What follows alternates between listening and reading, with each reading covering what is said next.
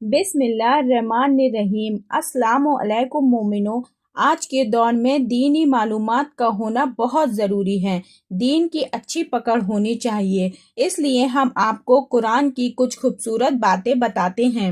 قرآن میں اللہ تعالیٰ فرماتا ہے، اے ایمان والو، تم سب پوری طرح اسلام میں داخل ہو جاؤ اور شیطان کے بہکاوے میں مت آؤ، یقیناً وہ تمہارا کھلا ہوا دشمن ہے۔ قرآن میں اللہ فرماتا ہے کہ اے لوگو، تم اللہ کی راہ میں خرچ کرتے جاؤ اور نیکی کرتے رہو، کیونکہ نیکی کرنے والوں کو اللہ پسند کرتا ہے۔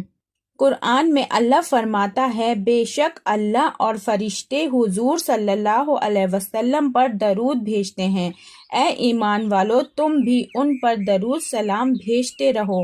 قرآن میں اللہ فرماتا ہے، تم صبح اور شام اپنے رب کو اپنے دل میں گڑ گڑاتے ہوئے اور درمیانی آواز میں ڈرتے ہوئے یاد کیا کرو اور غافلوں میں مت ہو جاؤ۔ قرآن میں اللہ فرماتا ہے کہ شیطان کے ناپاک کاموں سے دور رہیں، جیسے کہ شراب، جوا اور بت پرستی سے دور رہیں۔ قرآن میں اللہ فرماتا ہے کہ تم اپنے گناہوں سے سچی اور پکی توبہ کر لو، بے شک اللہ معاف فرما دے گا۔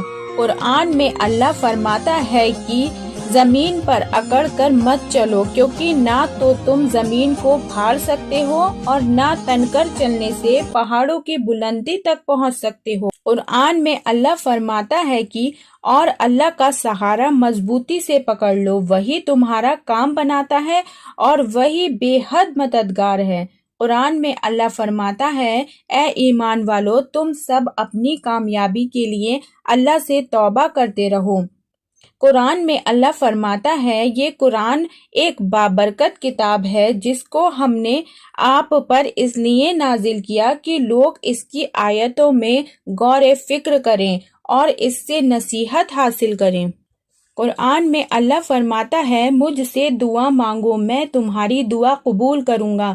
بلا شبہ جو لوگ میری عبادت کرنے سے اعتراض کرتے ہیں، وہ عنقریب ذلیل ہو کر جہنم میں داخل ہوں گے۔ اللہ یہ بھی فرماتا ہے کہ اے ایمان والو، اللہ اور اس کے رسول کی اطاعت کرو، اپنے اعمال کو برباد نہ کرو۔ قرآن میں اللہ تعالیٰ فرماتا ہے، اے ایمان والو، اللہ تعالیٰ کا خوف ذکر کیا کرو اور صبح شام اس کی پاکی بیان کیا کرو۔ قرآن میں اللہ تعالیٰ فرماتا ہے، اے ایمان والو، خبردار ہو جاؤ، یہ قرآن سراسر نصیحت ہے، جس کا جی چاہے اس سے نصیحت حاصل کرے۔ اور قرآن یہ بھی فرماتا